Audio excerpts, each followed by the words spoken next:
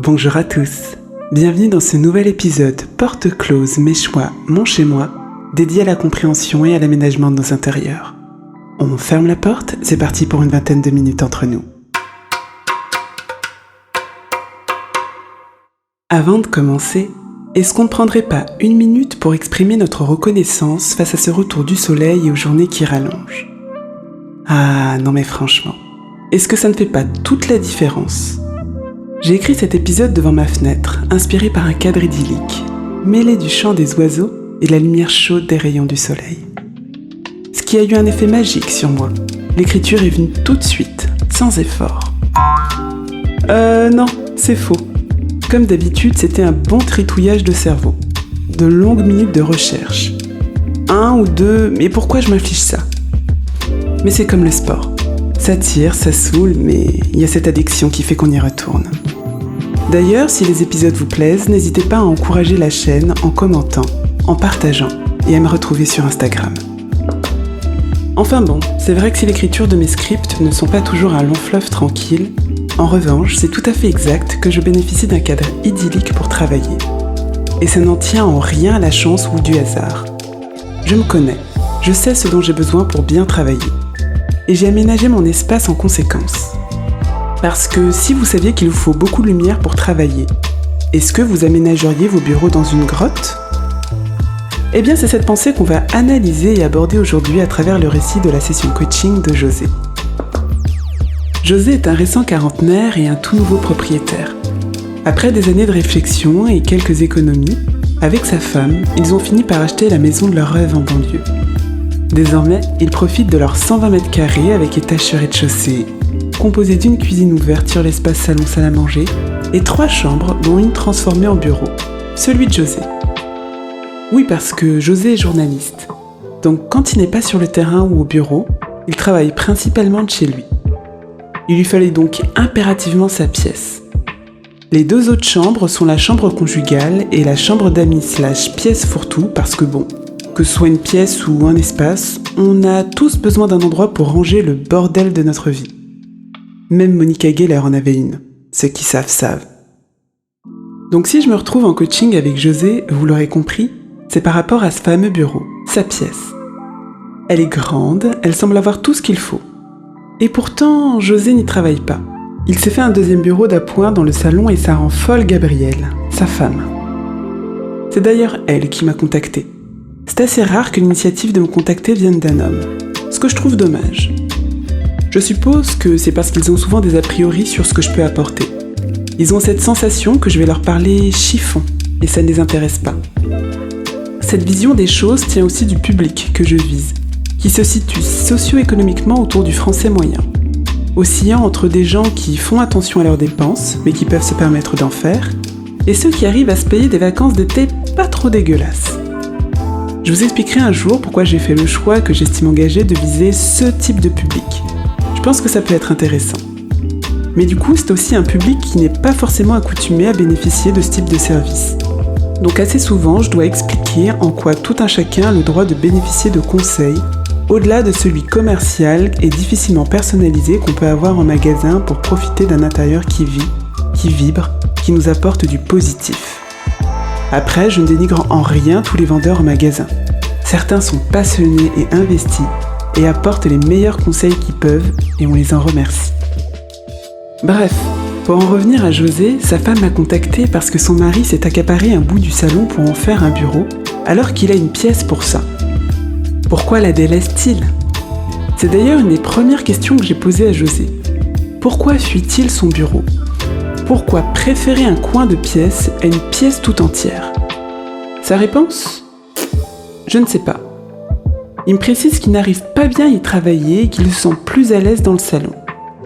Bon, je note. Est-ce qu'il ne serait pas temps d'aller voir cette pièce ? Si j'ai bien remarqué que José était moins loquace que sa femme, pour autant, je m'assure fermement mais poliment que Gabrielle ne nous accompagne pas. Dans la mesure du possible, je préfère travailler qu'avec les personnes qui occupent l'espace objet du coaching. Ça évite les interventions parasites. Par ailleurs, avec l'expérience, je me rends compte que c'est souvent plus confortable de ne pas avoir un couple en même temps. C'est compliqué. On étudiera un cas de figure quand on arrivera à l'épisode de la sex room. Donc, j'arrive à isoler José de sa moitié, ce qui n'est jamais évident, surtout quand je m'isole avec un homme plus qu'avec une femme. Les premières minutes sont souvent gênantes pour tout le monde, puis j'essaye toujours de trouver une accroche pour détendre l'atmosphère, et on peut se mettre au travail. Quand on entre dans le bureau de José, on découvre une pièce d'environ 12 mètres carrés. La lumière naturelle est assez faible. Je me renseigne et il me précise que la pièce est orientée est. Pour ceux qui ne seraient pas trop accoutumés des propriétés de la lumière pour ce genre d'orientation, ça signifie que dans son bureau, José profite du soleil quand il est visible en matinée, puis le reste de l'après-midi, c'est fini. Ah, bon. De mon côté, je scanne la pièce. J'étudie le mobilier, l'aménagement, les associations de couleurs. Mais ce qui m'intéresse plus encore, c'est de laisser José me parler de cette pièce. Observer comment il interagit avec elle. Comme je vous le disais dans le premier épisode, ce qui m'intéresse n'est pas tant ce que les gens disent, souvent influencés par ce qu'ils pensent que je veux entendre ou qu'il est distingué de dire, mais plutôt comment ils le disent, le choix des mots, l'intonation de la voix, le langage du corps. Du coup, je l'écoute. Comme je ne réponds pas grand-chose, ça l'encourage à poursuivre son oratoire. Il doit se dire que c'est toujours mieux qu'un silence gênant. Quand je sens qu'il arrive au bout de ce qu'il lui est possible de dire, c'est là que je décide de reprendre la main. Comme j'ai déjà pu vous le dire dans un précédent épisode, pour accompagner au mieux mes coachés, je m'adapte à eux, à leur profil, à ce à quoi ils sont réceptifs. Je sens que José est une personnalité beaucoup dans l'analyse, dans l'observation. Même si les mots qui sortent de sa bouche semblent rationnés, je n'ai aucun doute que dans sa tête, il se joue tout un tas de choses. Mais là, ce qu'il me dit sur sa pièce est superficiel. Il m'en parle de manière technique, descriptive. Mais il ne me dit pas ce qu'elle lui fait ressentir. Du coup, pour l'amener à une auto-analyse plus en profondeur, voilà l'exercice que je choisis pour lui. Dans son bureau, il y a une grande photo, en noir et blanc et représentant un enfant de dos, englouti dans la haute végétation, semblant regarder quelque chose au loin. Je ne sais pas qui est l'auteur de cette photo, si c'est lui, si c'est quelqu'un d'autre. Mais peu importe. Si elle trône de cette manière, tirage grand format dans son bureau, c'est qu'il l'apprécie. Devant cette photo, il y a un petit canapé de 3 places. C'est parfait. Je demande à José de s'y asseoir et de regarder cette photo. D'imaginer dans sa tête son histoire. Je commence à lui demander quel style de musique elle lui inspire. Il me répond un morceau de classique, un duo piano-violoncelle. Sans rien dire, je sors mon portable, ma petite enceinte, et en léger fond sonore, je lui passe un morceau de ce type. Je veille à me tenir le plus en retrait possible de son champ de vision, pour qu'il m'oublie et s'immerge dans cette photo. Je veux qu'il se détende, que ses émotions se déverrouillent. On passe ainsi 5 bonnes minutes sans rien dire. Je le laisse s'imprégner de cette méditation musicale.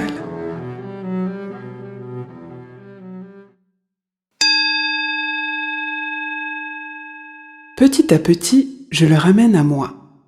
Je vois dans son regard, dans la tenue de son corps, qu'une barrière est tombée. Bon, pas au point de me raconter tous les aléas de son enfance, mais en tout cas visiblement plus disposé à être dans le registre des émotions. Toujours assis sur son canapé, je l'invite à prendre 3-4 respirations profondes, puis à balayer la pièce de son regard. Comment s'y sent-il ? Il me répond de nouveau « je ne sais pas ». Mais cette fois-ci, je sens qu'il puise en lui, qu'il essaie de comprendre ce qui se joue.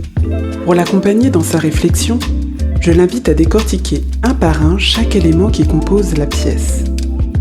Comment vous ressentez votre déco ? Réponse, ça va. Comment vous ressentez la couleur des murs ? Réponse, peut-être besoin d'un petit coup de peinture, mais ça peut aller. Comment vous ressentez la luminosité de la pièce ? C'est sombre. Comment vous ressentez la température ? Je ne sais pas, peut-être un peu froid. Je pensais m'arrêter là dans l'exercice, jusqu'à ce que j'entende au dehors la cacophonie des élèves à la sortie d'école. C'est vrai qu'on les entendait depuis tout à l'heure, mais là particulièrement. Je lui demande « Comment vous ressentez le bruit ? Là, je vois le corps de José se crisper. Il fait une moue avec sa bouche en haussant légèrement l'épaule. Il bredouille un truc que je n'entends pas bien. Bon, clap de fin.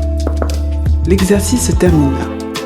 Je lui propose de regagner le salon pour débriefer. Sur place, on retrouve Gabrielle, impatiente et curieuse de savoir ce qui s'est passé là-dedans. On se retrouve autour d'une boisson chaude et je leur fais part de mon analyse. Pourquoi choisir cette pièce ? Sur les 3 chambres qui s'offraient à eux, pourquoi choisir celle-là en bureau ? Ils me précisent que lorsqu'ils ont visité la première fois, cette pièce avait déjà une fonction annexe. Les précédents propriétaires en avaient fait une pièce avec des aménagements pour leurs animaux.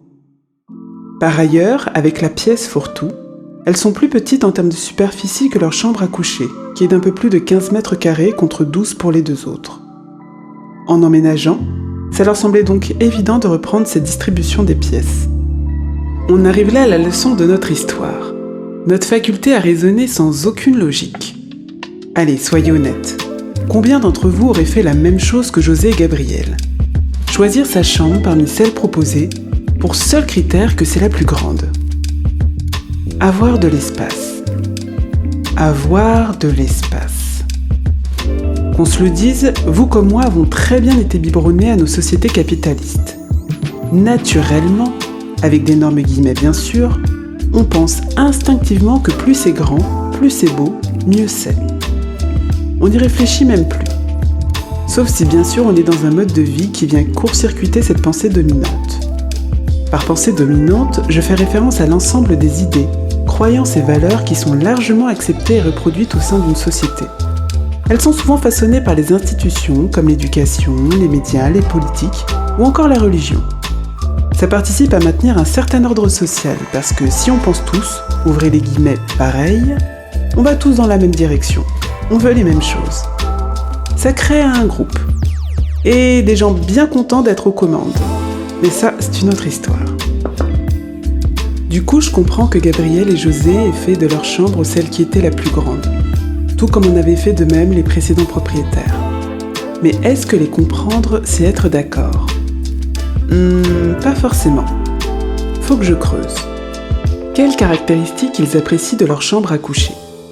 Notre couple se regarde et dans des interventions successives, ils me disent la superficie, la luminosité. Pour précision, cette pièce est située à l'ouest et bénéficie donc d'une lumière naturelle en journée. Et enfin, le calme. Bon, bien. Je leur demande, est-ce que vous avez besoin de beaucoup d'espace pour vos affaires ? Et donc de grands placards de rangement par exemple ? Réponse, non. Aucun des deux n'est un fashion addict. Leurs vêtements tiennent très bien dans une armoire classique. Par ailleurs, ils ont cette habitude de n'avoir dans leur placard que les vêtements de saison et de ranger les autres dans les combles qu'ils ont approximativement aménagés. D'ailleurs, c'est une idée à retenir ça, si vous avez la place qui vous le permet. Enfin bon, je comprends donc qu'ils ont de la place, mais ce n'est pas pour en faire grand-chose. La luminosité, m'ont également-ils dit. À ça, en tant que tournesol humain, je ne peux que toujours encenser la recherche d'espaces lumineux. Mais rappelons-nous qu'on parle d'une chambre. La fonction principale d'une chambre est d'y dormir, et plus si affinité. Donc je m'interroge. C'est lumineux en journée, très bien. Mais en profitent-ils ? Je les amène à réfléchir à leurs habitudes. Se posent-ils souvent dans leur chambre en journée pour y faire une activité X ou Y qui les ferait profiter de cette lumière ? Réponse mi-amusée, mi-gênée. Non. Bon, il nous reste le calme. Ça, c'est toujours un bon point, pour n'importe quel type de pièce. Donc ça ne sert à rien de s'attarder sur cette propriété. Donc en résumé, je comprends, et aussi par la même occasion, qu'ils ont choisi cette chambre pour des caractéristiques dont ils ne profitent pas. Je dirais même dont ils n'ont pas besoin. Ah, qu'ils se tiennent prêts. J'ai mon pavé dans la main et je ne vais pas tarder à le jeter dans la mare. Revenons à ce bureau. Pourquoi l'avoir pensé dans cette pièce et pas dans celle qui sert aujourd'hui de chambre d'amis ? José me répond du tac au tac, parce qu'il préfère. Les deux chambres ont la même localité, donc à peu près les mêmes caractéristiques. Sauf que l'autre, la chambre d'amis, est près des toilettes et de la salle de bain. Et pour la concentration, il préfère s'éviter les bruits de tuyauterie. Ah, je comprends que pour bien travailler, il a besoin de calme. Attention, ce n'est pas une évidence. Chacun est différent et a son mode de fonctionnement qui lui est propre. Par exemple, moi, pour travailler, j'ai impérativement besoin d'avoir de la musique. Je ne peux pas travailler dans le silence, ni dans un environnement où des gens parlent autour de moi. Donc même si je crois avoir d'ores et déjà diagnostiqué ce qui n'allait pas et la solution à apporter, je continue mes questions. Parce que comme j'ai déjà pu vous le dire, dans la démarche de mes coachings et également de mon podcast, ce à quoi j'aspire, ce n'est pas de vous dire ce qu'il doit être. C'est de vous accompagner à raisonner par vous-même pour mieux comprendre vos besoins. Ensuite, moi je vous fais des recommandations, plus ou moins appuyées, que vous avez le choix d'appliquer telles quelles, de compléter ou d'en faire une base de réflexion pour mettre en place ensuite vos propres idées. Vous êtes ma matière première.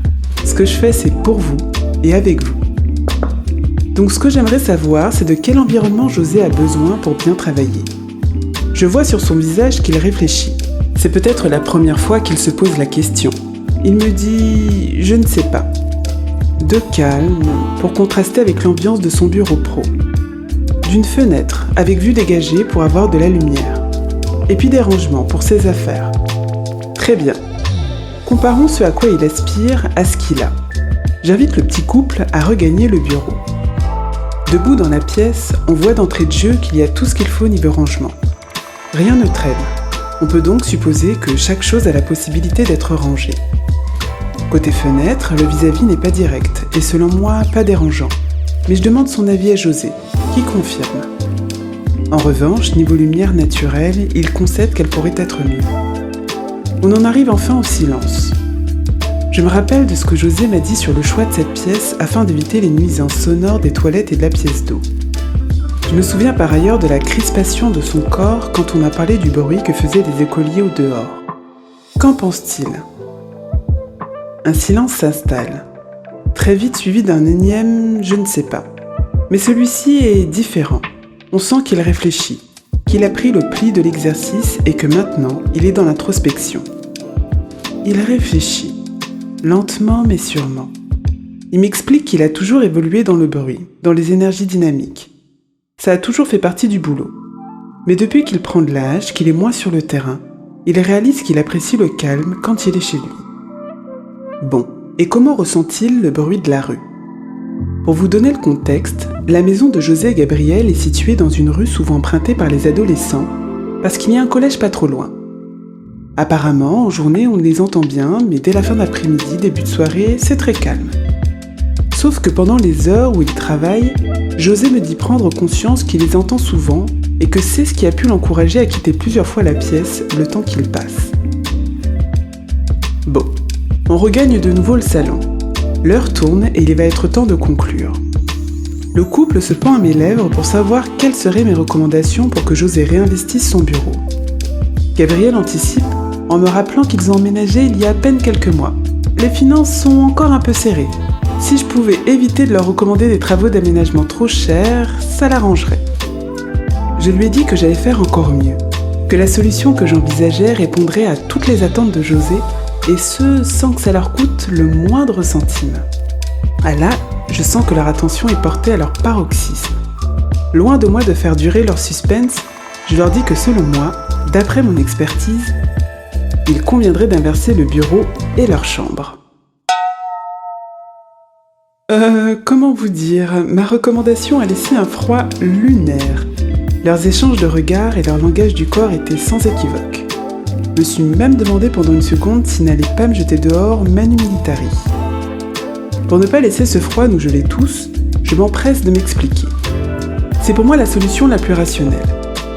La fonction d'une pièce ou d'un emplacement, ça se réfléchit. On a d'un côté une chambre grande, lumineuse, au calme, mais dont ils n'ont d'utilité que le soir pour aller dormir. De l'autre côté, vous avez un bureau d'une taille qui reste tout à fait respectable pour une chambre d'adulte, moins lumineuse certes, mais c'est l'éclairage idéal pour une chambre.